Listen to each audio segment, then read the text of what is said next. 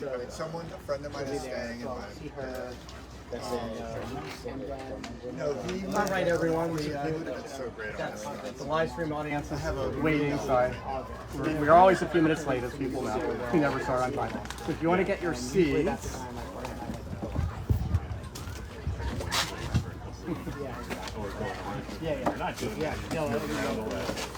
so I want to welcome everybody to End Books Ptown, and you guys will sit in the new director chairs, which maybe I'm hoping you'll be sitting at that at some point in the future when your great book is turned into a movie. But so we're very excited to welcome you today to End Books Ptown, and we're sort of out back again. Yet we're here. The park. They're not ready to let use out there yet.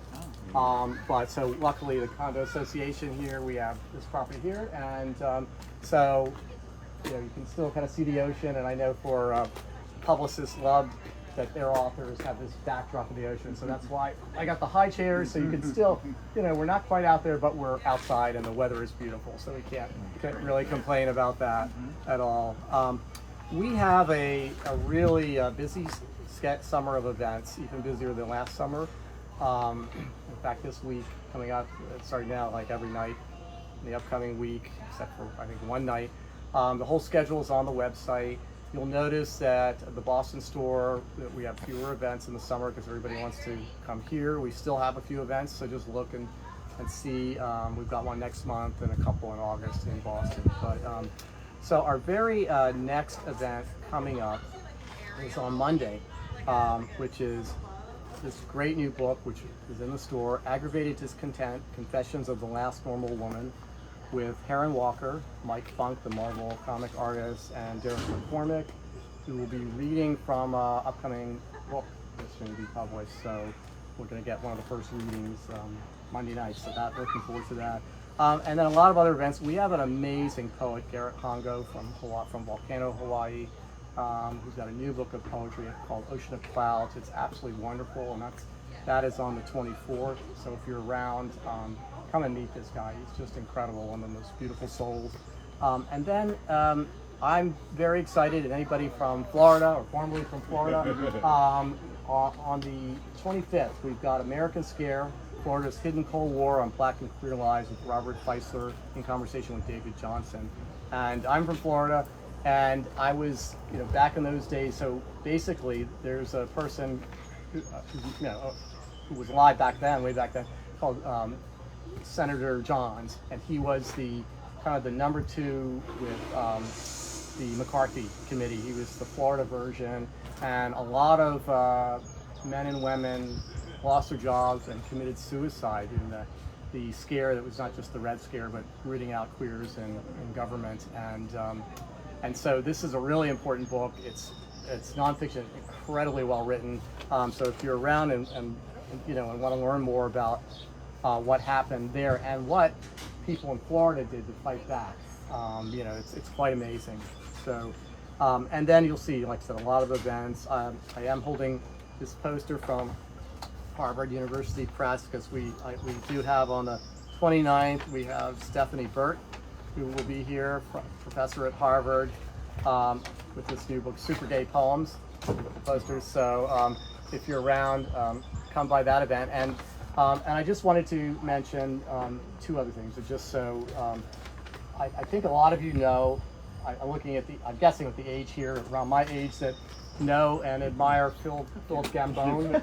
Phil Gambone, who's written many books and has Phil Gambone. And, so he's got a short story collection that's fantastic called Zigzag. And so he's going to be here on July 2nd. And the final thing I mentioned about book events is Phil Mellison, who's flying in from London.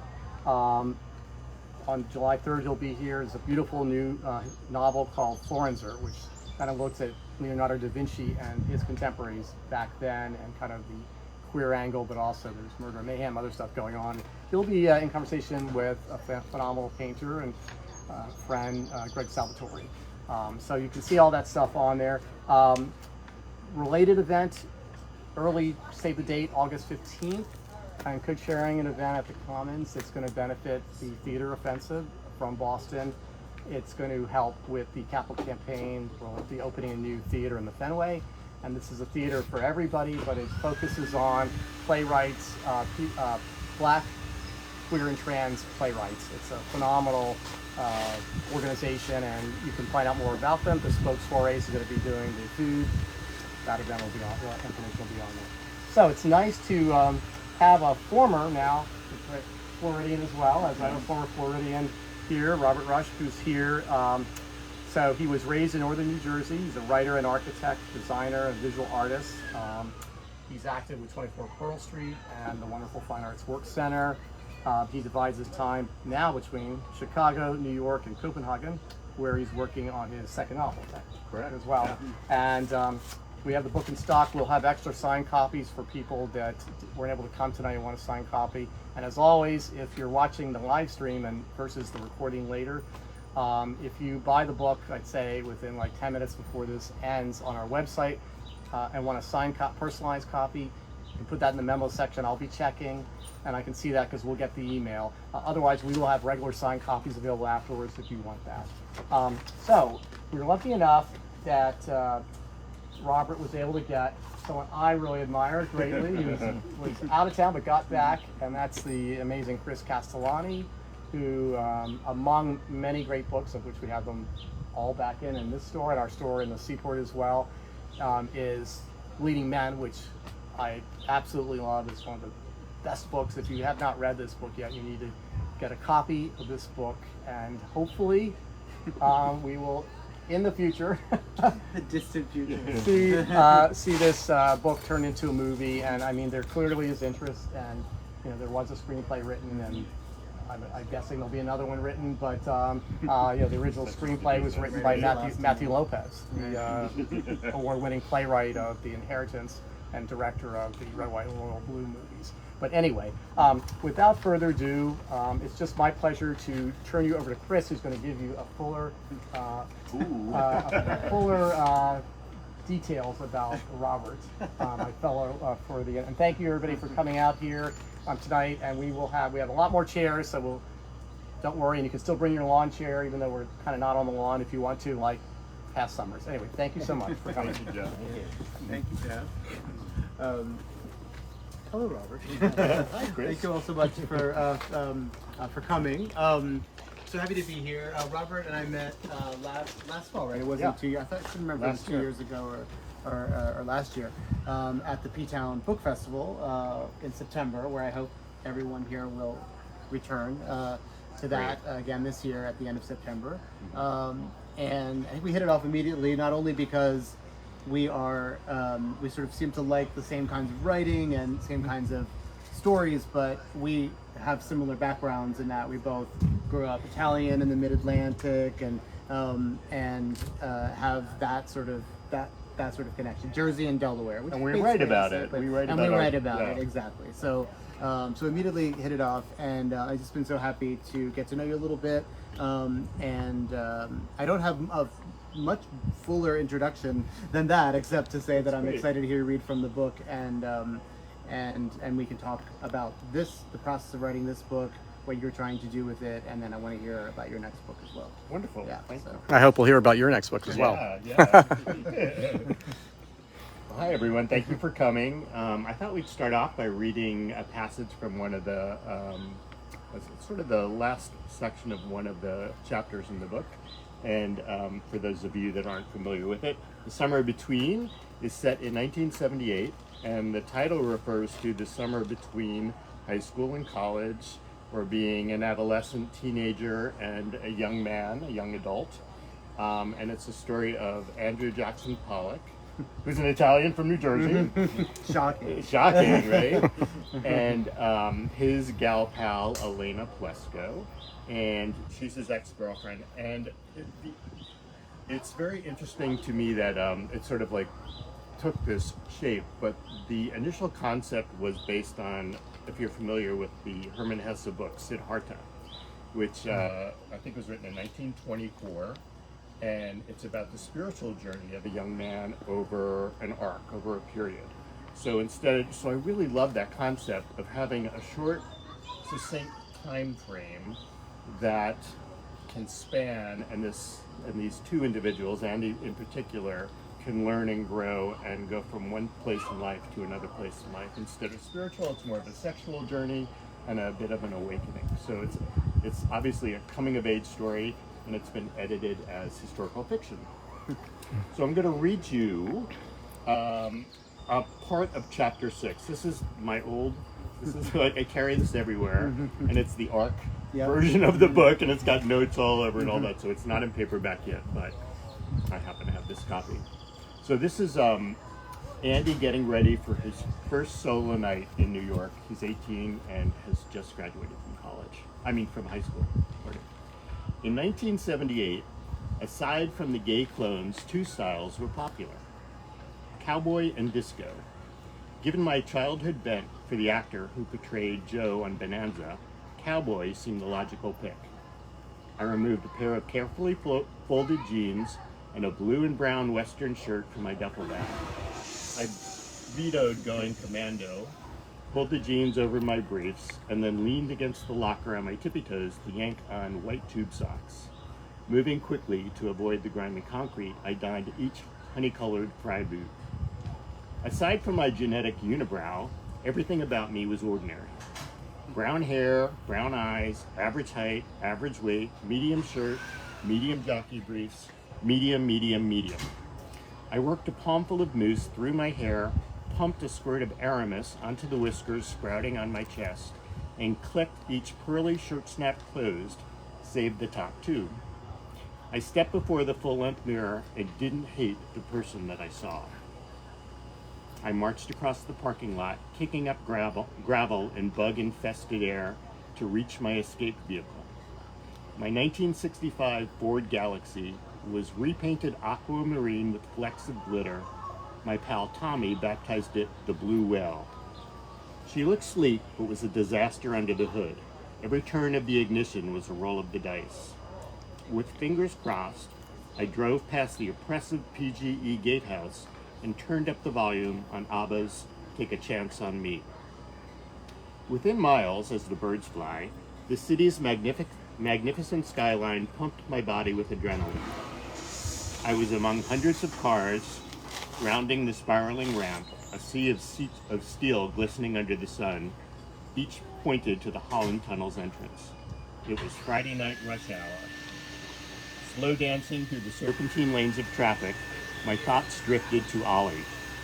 Without fail, whenever we had driven to the city in the final months of senior year to see a concert at Madison Square Garden or play off Broadway, we had mock argued over who's paying the toll. Andy, stop, you're a student, keep your money, Ollie would say, pushing my handful of coins away. Thank you, sugar daddy, I'd joke. It had been a month since driving through the Holland Tunnel that Ollie dropped the bisexual bombshell that blew my mind. Elena's reaction to my confession had me thinking. She only focused on Ollie being our teacher and older.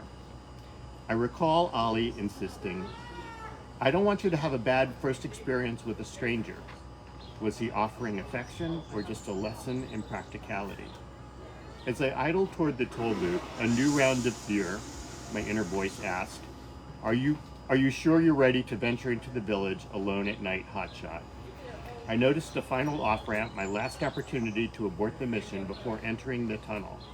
With a determined foot, I raced ahead, dropped 3/4 into the toll basket, and floored the gas pedal toward the mouth of the tunnel.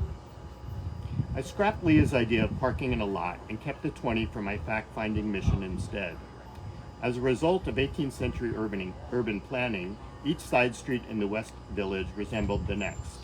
Lines of dented garbage cans accompanied densely packed cars. Scoring a street spot took patience. I finished the 5th loop before catching a decade-old Rambler with Connecticut plates, wiggling onto the one-way street. I pulled forward, trailed by honking taxis, and slid in. I key-locked the door and walked towards Washington Square Park. The stench of Hudson River silt, streetcar sausage, and centuries of decay pickled the air. At the corner of Greenwich and 6th Avenue, The low sun ricocheted off a skyscraper's glass facade directing me south. Looking left, I saw West Forest's sheltering elms form a parasol of filtered light. Reggae mingled with the ripple of sweet-smelling herb. Puerto Ricans danced salsa beside Irish lads chancing poker on a makeshift table. One strained chess match ended with a cheer in Russian. Gawkers shuffled through an area lined by watercolor paintings. The park was alive. Stomach grumbling, I ordered a large Coke and 3 slices of pizza from a perspiring counter girl. Her frizzy hair bounced like a cone of cotton candy. Catching my eye, she asked, "NYU?" "September," I replied, just scoping things out.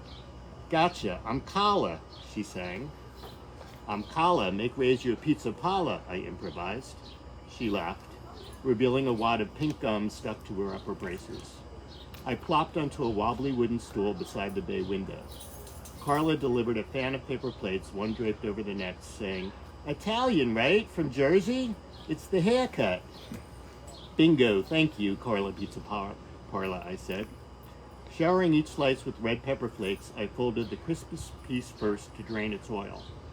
Outside, 2 punks spiked the air with matching mohawks. A frumpier version of Woody Allen read a fully unfolded New York Times as he walked. A trio of matrons waddled by with grocery bags. 5 greasy napkins later, I ripped a carbonated burp on my way to the exit. "Classy, Jersey," Carla yelled. "See you around." Meandering along Greenwich Avenue, I scanned passing faces for some encouragement as I wandered onto Christopher, the street crawling with queers, as Maple Ridge neighbors described it. Raising my hand, I looked again at the word courage I had scrawled in black ballpoint below my knuckles. The temporary tattoo egged me on. "Courage," I recited to my inner warrior. Energized, I fished out of my pocket a scrap of paper bearing the addresses of 2 watering holes I'd found the Gay Men's Guide to New York City. Tucked within a ramshackle row of brownstones, illuminated behind a small square pane of glass, was Spurs and Saddles in red neon. The pub looked dead as a doorknob. I cupped my hands around my eyes to look inside and saw nothing but black behind the dust-coated windows. Deep breath. I cracked open the door and saw a long, dimly lit bar dotted with stools. Yeast sipping through a century of beer kegs pounded my nostrils like ammonia. It was a tavern, no different from the one Pop-Pop frequented in Maple most Fridays. Seeing the door open, a trio who looked straight out of the cantina scene in Star Wars broke their conversation and stared. They were 2 shirtless men wearing fringe vests, cowboy chaps, and what looked like vinyl policeman caps, beside a person in a billowy white frock, cat-eye glasses, and roller skates. I shut the door, pivoted quick as a squirrel, and ran. On a side street a full block south, I doubled over to catch my breath. Fuck. Why was I so scared if I had already waltzed through the village on previous weekends? I thought of Ollie and his forceful orientation process. If he hadn't been such an eager coach, my curiosity would have deferred until college. Instead of creeping around in the dark tonight, I'd be watching some action movie at the mall in New Jersey. I was hell-bent on bagging the entire experiment, but my fidgety, skanky Jersey boy libido took over, convincing me to cancel a cowardly retreat back to Maple Ridge. Not that I was in search of a sexual encounter with a stranger, the thought of which freaked me out. I preferred the torturous mix of utter horniness and undeniable fear. Courage, I told myself. No one knows who you are. To walk off the panic, I ambled down Christopher Street towards the Hudson River, only to stumble upon a coffee-colored sign dangling. Tugs, bar number 2. Patches of sweat patterned my shirt, one drop trickling down the center of my spine, stopping at my waistband. A welcome breeze caught a branch of leaves, and I enjoyed the chill that dried my sweat. From behind a tree, I spied a trio of ordinary-looking guys walking towards Tugs. A scatter of men began to form along the sidewalk, dragging on cigarettes and shooting the bull. They were the sturdy sort straight out of the PGE locker room, salty with muscle. Once the sun sank behind the Hudson, Christopher Street transformed into a block party.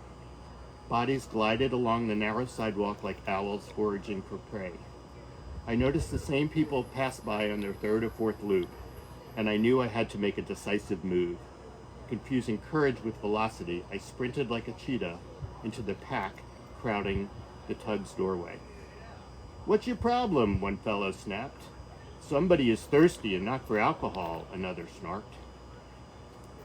I pulled back, embarrassed. Once they herded the pack through the door, I entered slowly, politely, elbowing toward the bar. I slipped in between two indifferent strangers. The bartender, with a blanket of fuzzy gray peeking from his open shirt, called out, "How old are you, kid?" 18 last month, I said, louder than intended, and offered my driver's license. Waving it off, he laughed. "Just kidding, this is New York. We don't give a fuck. What are you having, kid?" "A bud." As I chugged the can, my eyes fixed on the soundless Mets-Philly game on the TV above the bar. Courage. Tracking sawdust under my boots, I slithered to the back wall, camouflaged against the dark paneling. I listened as Linda Ronstadt softened the edges of my anxiety with Blue Bayou. Despite my deer-in-the-headlights glare, eyes began connecting with mine, only to dart away and then return seconds later. This ritual, I'd read, was known as cruising. I rotated my head to see the fellow drinkers, mostly in fringed denim cutoffs, pastel tank tops, plaid shirts perfectly frayed, and tube socks stretched over work boots. Most in the boxy room were chatting, telling stories. Around 1 a.m., desperation began to seep in. Men started leaving, making the room less packed. A ripped Hispanic man in blue plaid flatly offered a bold, extended stare. In the second it took me the guts to return a smile, another guy sporting a mustache gripped my admirer's forearm and whispered in his ear. Suddenly they marched towards the exit. I needed lots more beer. "I'll take another bud." I dodged and darted back to my spot to find it occupied by a streaked blonde on roller skates, eager to reclaim my roost. I blocked his view.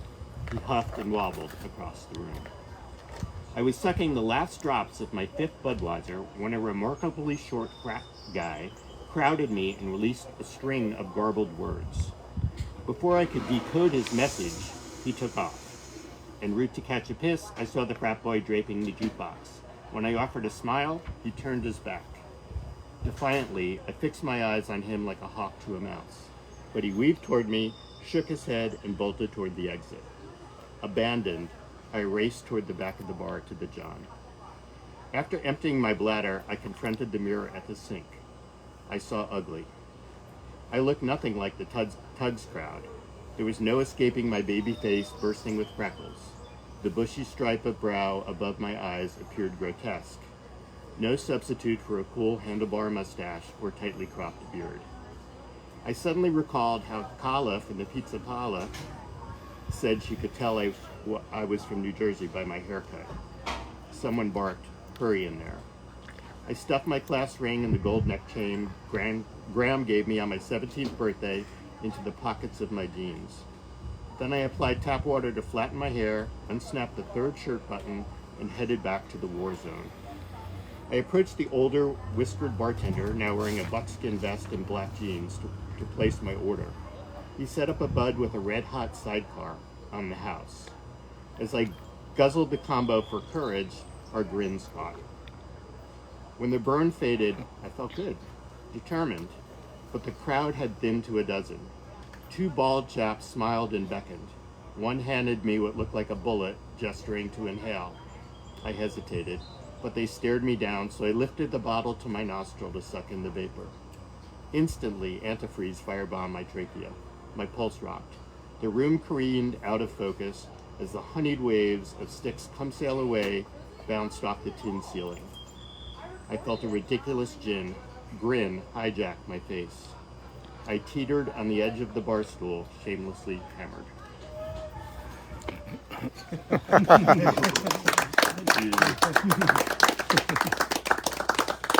We have all been there.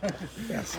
Yeah, I think I sense some relatability from the audience for sure. Not obviously not in that necessarily in that context, being 18 and being not knowing this world, but that feeling of, you know, anxiety in a bar, alone, fear, not knowing, you know, what you're doing, and feeling so self-conscious. You described that so well. So thank you. Thank you. And so I want to ask you, like, the first just basic question, which is like, where did this book come from? Like, did it like take us through the sort of development of it? The strangest trajectory, kind of like all of my career. But I started writing short stories. I always was a bit of a writer.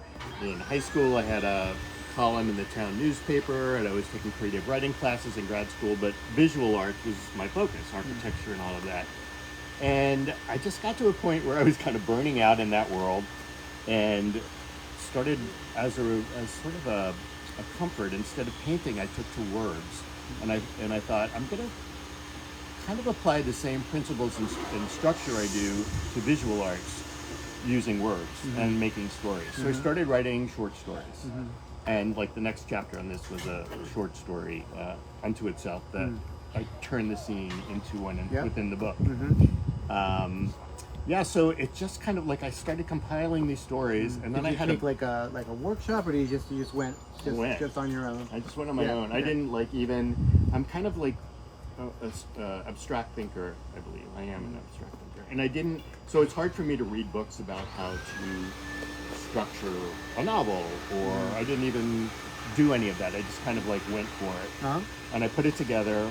I put together what, not setting out to write a book or a novel, but then I was like, there's something here, so I just kept writing, and had like 500 pages. Wow.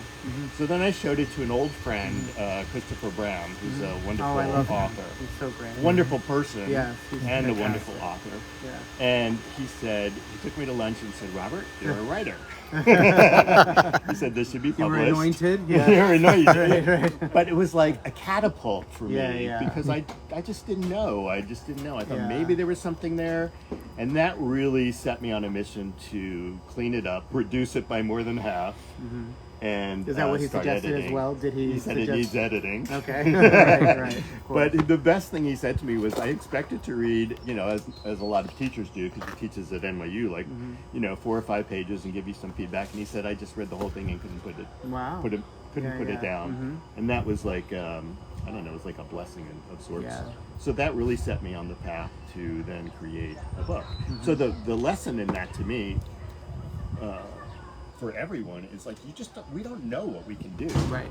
You know, it doesn't have to be, just start doing things. Like if you're bored with one thing, start something else and just see where it'll take you. Because, you know, I never thought I'd be sitting here with a book. Right. Now working on a second one. Right. That's amazing. And so, what was the process of, so you edited it down to, like, you took his advice and did some editing. Yeah. And then what was the publication process like? That was it. Well, I learned it all on my own. Like I asked Chris a couple of questions, but I didn't want to bother him too much. So that's where I took like an online course about manuscripts, and I learned about writing a query letter and going through that route and sending it to potential agents. And It's like it was a just, circle of hell. oh my gosh, yeah. And then when I think of the first query letter, until I learned how to really do one, it's embarrassing that I even sent that out to anyone. Of course, I didn't get any reply because it was just like a 6th grader, you know, saying, "Hey, I have a book. Why don't you try to publish this for me?" So it took a while to go through that, and then I found this lovely agent in Atlanta that accepted it, and she walked me through the process, and we worked with Greenleaf, which is a really wonderful, small, but I think they've been around for like 30 or 40 years, and they just have a really good reputation, and they were a dream to work with. Absolutely great. And then they took over a lot of the other steps. But I never knew that I had to do promotion. I figured you do the book, and here. And then you start the second one. And, oh my gosh. And then like Samantha Jones calls you and is like, I'm your publicist. Exactly. That doesn't work. Exactly. Like but you're also your own publicist, and you have to do all of this part on your own as well. And that's been a stretch for me, because I consider myself more of an introvert, and I'm, you know, like doing things like this is actually very exciting, but a little nerve-wracking. Sure. But you get more used to it, I guess. Right. But it's been a fun ride. Right. That's Yeah, great. That's yeah. great. And the book itself. So it occurred to me that it's set in 1978, right? So and it's the summer between, which I know is between high school and college, but it also feels like it's between. If you're thinking about we're thinking about the late 70s, and you're thinking about like the what's coming in the 80s for gay men and young gay men in particular. I was wondering if that was part of what you were thinking about here, as this kind of like moment, almost like a dancer from the dance, like moment before everything sort of came crashing down. I don't know if that was part of what you were 100% thinking it about was. that. Yeah, and I really took that. I wrestled a little bit with like, okay, so how do I deal with what's coming ahead? And then I thought like, maybe at the time a lot was written about the period before, but upon reflection, I don't know if a lot has. Right. And I wanted to, that to me creatively was really interesting because I wanted to think about what happened right before that and like where I was in my own life at that point and what people were thinking. And then I also thought of like, the readers, the audience, that it's interesting to create a book that is before the internet, which it doesn't seem like it was that long ago, but before cell phones, before the internet, and sort of like with younger readers, give them a glimpse of a period, specifically before technology started to take over and what it was like to just, like learn about your sexuality in a very different period of time when gay liberation, I think they called it the Gay Liberation Front. There were so many different names, and like, some of the other aspects in this over that summer was the Equal Rights Amendment in DC. So there's a bunch of like not really political, but events that have little moments within the book as well to really shape that particular year. So it seemed like a really interesting summer to me when I started researching and kind of putting all of those things together. Long answer, but No.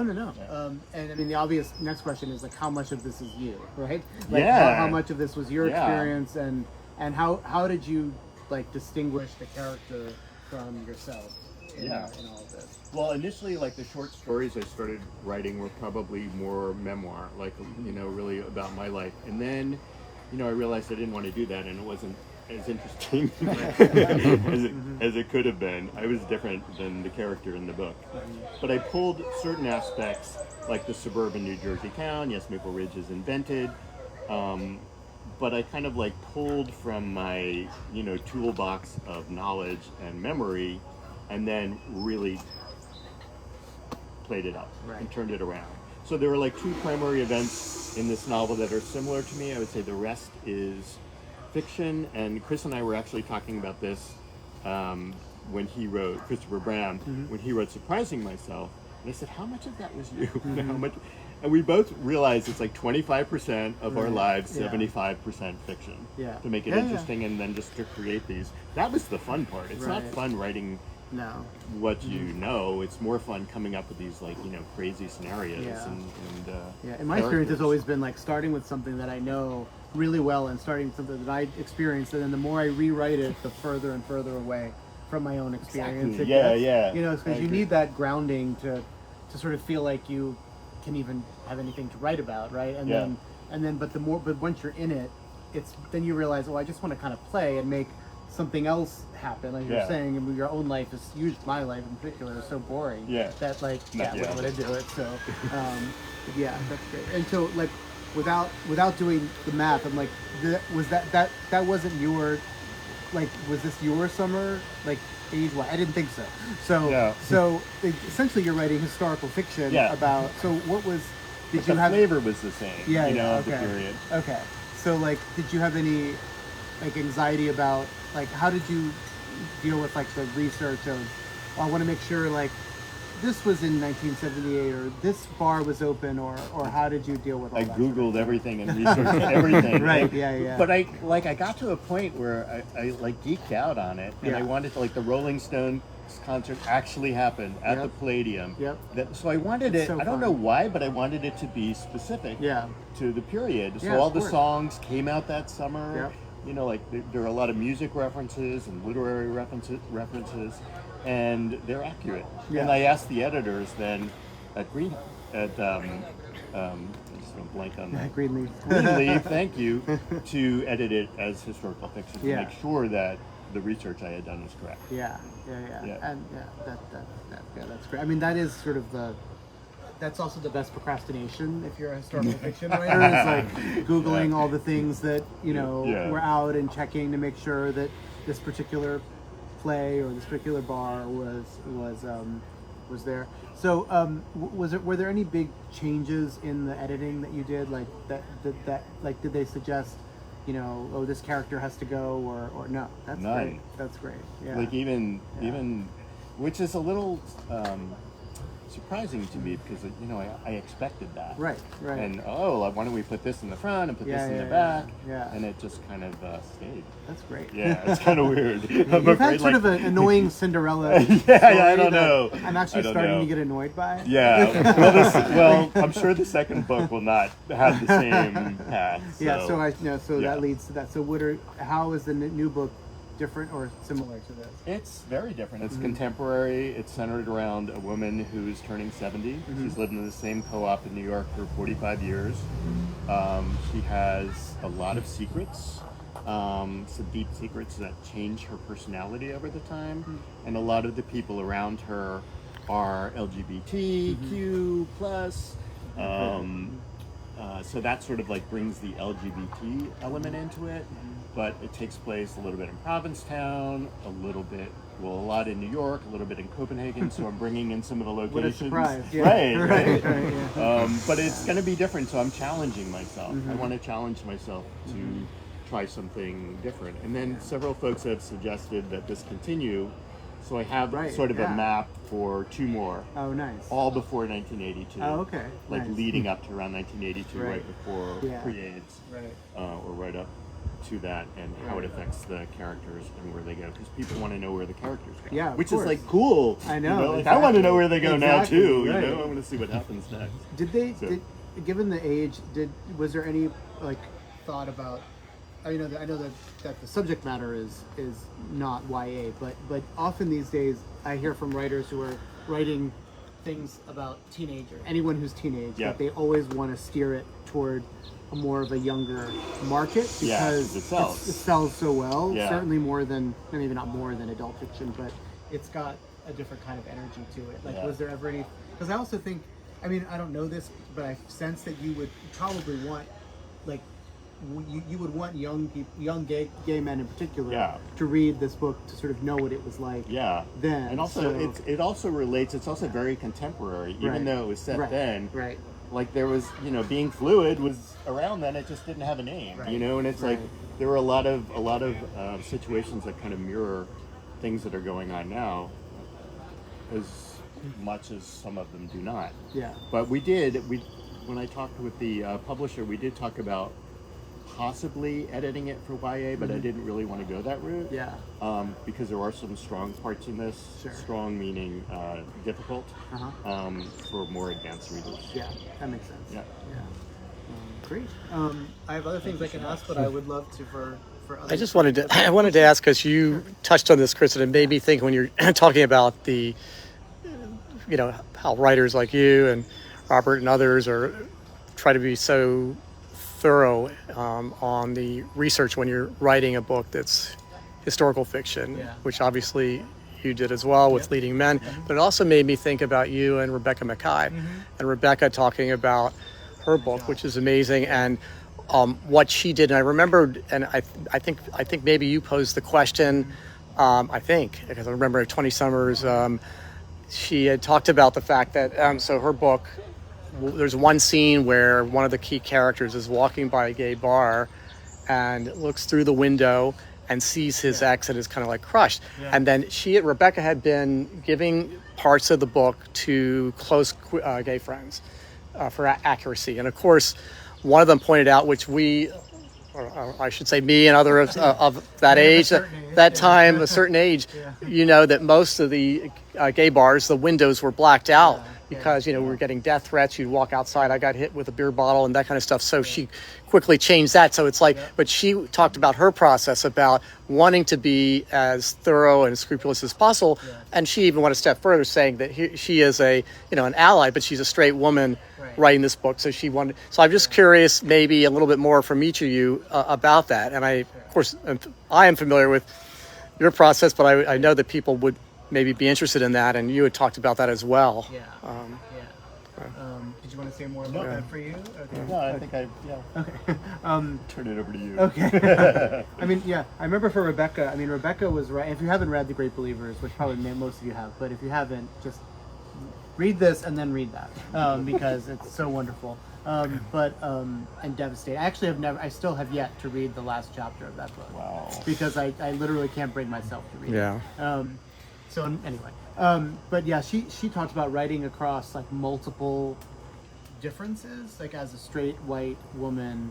Well, race didn't factor into it, but as a straight woman of of a certain age, she was writing about gay men, in the 80s, and was so understandably anxious about getting things wrong. So her level of research was so intense. She did so many interviews with various men and various people. And if I remember this correctly, what she would do was she would give it to someone, and then she would ask them to ask 3 of their friends if they would look at parts of it, to try to get like as sort of, because it was kind of exponentially go out and get all different types of people. So because she didn't want there to be any false note in it at all. What I was trying to do in my last book was sort of half fiction. Half about real people and half about fictional people. So there was like a collision of real people, Tennessee Williams and his partner, and then a fictional person. And so with the fictional character, I could do whatever I wanted with that character. And then with Tennessee Williams and his partner, it was very important to me that everything that happened in the novel could have happened in real life. And so I was like meticulous about I was going through all the diaries and journals and letters to make sure that they were at this particular place at a certain time, and like you said, like had the right music and have the right weather even, and all that, all that sort of stuff. Because that, for whatever artistic reason, that was just very important to me. But I know, brilliantly done, if I may thank add. you. Yeah. But I know other writers who write about real people and write historical fiction, and they don't have that same concern, but they have it not out of laziness, but for a like artistic reason. They want to play with, I want to put, I'm just making something up, I want to put Virginia Woolf like on Mars or whatever. Obviously that's not true, but like there's this crazy novel that I forget the name, where Princess Diana didn't actually die in that car wreck. It was all staged, and she's living. Does anyone know this book? She's living in like Nebraska, and she's like married to the mayor or something. It's so weird.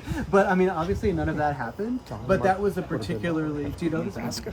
I know, right? But obviously that didn't happen. But that was part of the artistic, project of that book. Yeah. And so it's really just depends on the writers themselves and what they're wanting, what the point of that telling is. And for me, I wanted that verisimilitude. You wanted it as well. You wanted that historical accuracy, so that otherwise would be a distraction.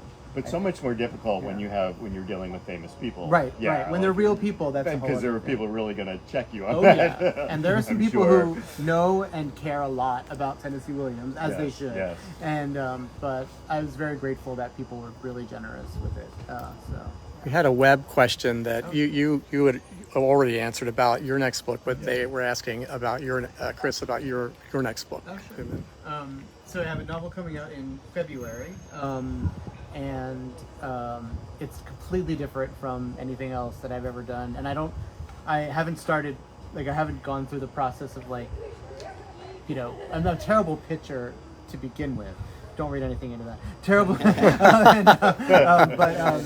I've never been comfortable like talking about the books, but I haven't really talked about this one yet. But it's sort of inspired by a true crime scenario that some of you may have heard of. Has anyone heard of the smiley face killer? Yeah. You have? Okay. Yeah.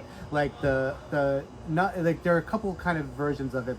This is the one where supposedly there's this roving gang of serial killers going around and targeting college-aged men and then dumping them in bodies of water, and they go missing, which happens all the time. These young men go missing. You hear it on the news every night.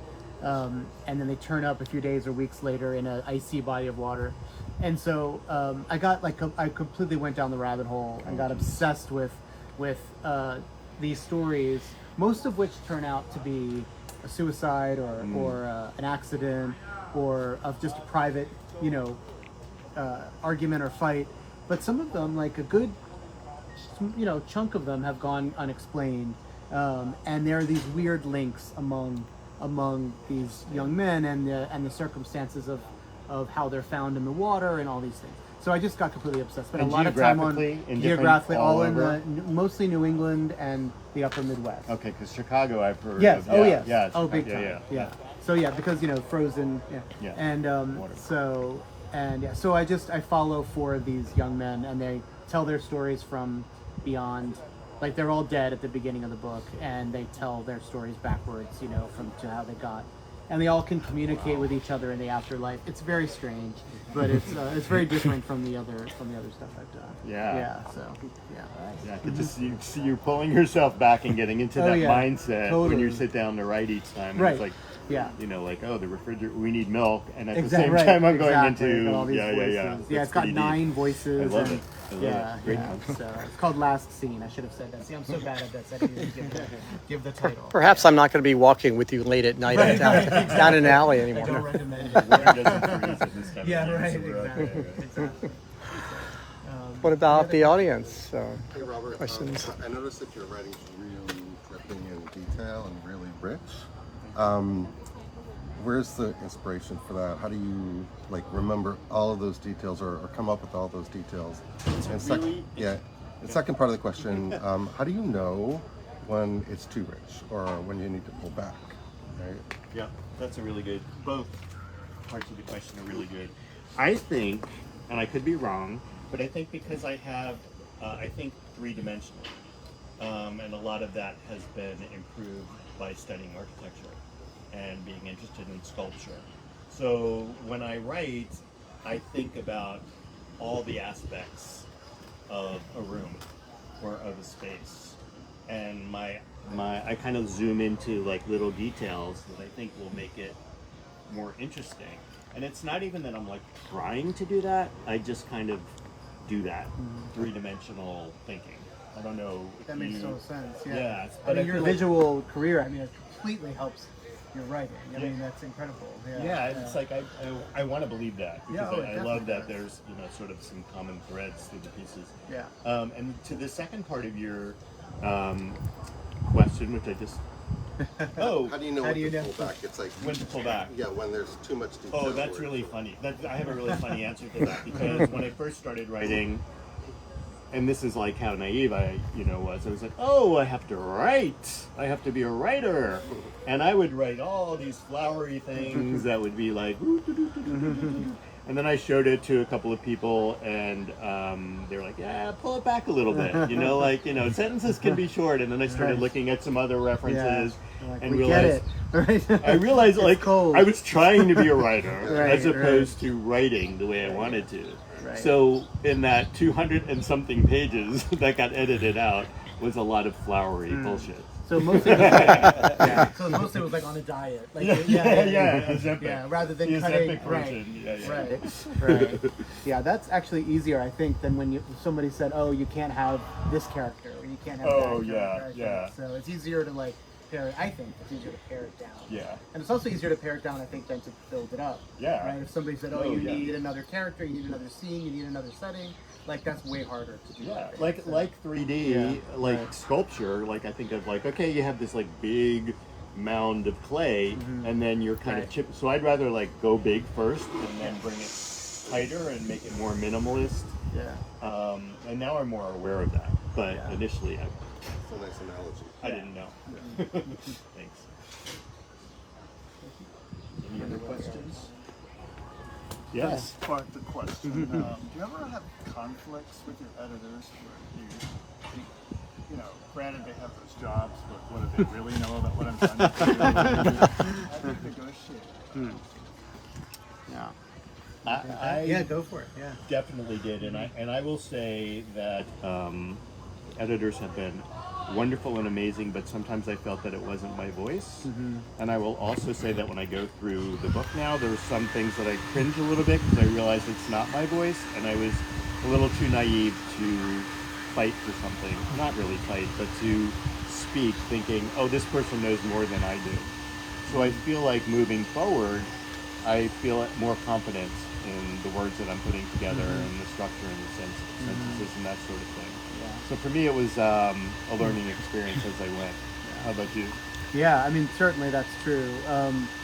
I'll say that, like, and you know, an editor is like the writer's best friend, right? I mean, even though sometimes you disagree with them and all of that, like, by the time they get the book, you're so far in it, and you're so consumed by it, and you know it through and through, that in a way you're like the least qualified person to fully see what it needs, because you just, you know, you're too much inside it. So getting that objective like point of view from this person who has fallen in love with it enough to buy it, right? So there's something about it that has compelled them. It's so important to get their take. That does not mean that you have to agree with everything they say, and you have to really pick your battles with them as well, because like it's a very fraught relationship, because they're the ones who have to like work on behalf of the book and champion the book, and so you want them to like you want them to still be excited about the book, and you also want them to feel like they contributed to the book, because that makes it more theirs, and that makes it more likely that they're gonna really stick by it and all of that. So it's an interesting kind of process that, I mean, I always put the artistic stuff at the top, obviously. Like if there was anything that I felt super strongly about that I would not, you know, budge on, I wouldn't budge on it. But there are many little things that you sort of have to say, okay, yeah, I see your point there. And almost always they are the like the darlings, right? The things that you love, but nobody else seems to love, right? And you think, no, but this is what makes it so special. And if no one else is seeing it, and if your editor isn't seeing it, and in fact they're saying it's distracting, then usually it's the thing that you have to just kind of let go and think, oh, that was for me. Like that helped me write the book. Like, there was a whole part of this new book that actually, that was a whole little darling that I had that I had to, I didn't take it out entirely, but I cut it down by about 80% or something. And it's still there. There's enough of it there that I feel like good about it, but they were totally right that if I'd kept it in, it would have been too distracting. Interesting. So, Yeah, sometimes you have to get to that point to realize, oh, they're right about this. But sometimes it's also like they'll just suggest a little word about a character, and then later you're like, that word doesn't fit. The character wouldn't like say it that way or do it that way. Yeah. And it's also good to laugh a lot. With the totally. editors, you just have to have a really good relationship and laugh about things, otherwise it can be contentious. Oh, absolutely. Yeah. Absolutely. Yeah.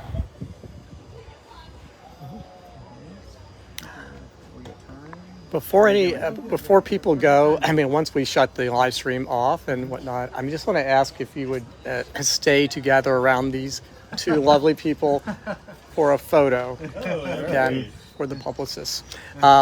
If we could do that, and then I'm going to say, so that I don't forget, because this has been quite a week. I have some exciting news for you, Chris, about 20 Summers. So I just want to make sure I mention to you. Anyway, if there are no further questions, Robert will be signing books. You can get them inside, and we'll be out here signing. Thank you for coming. Thank you all. Thank you.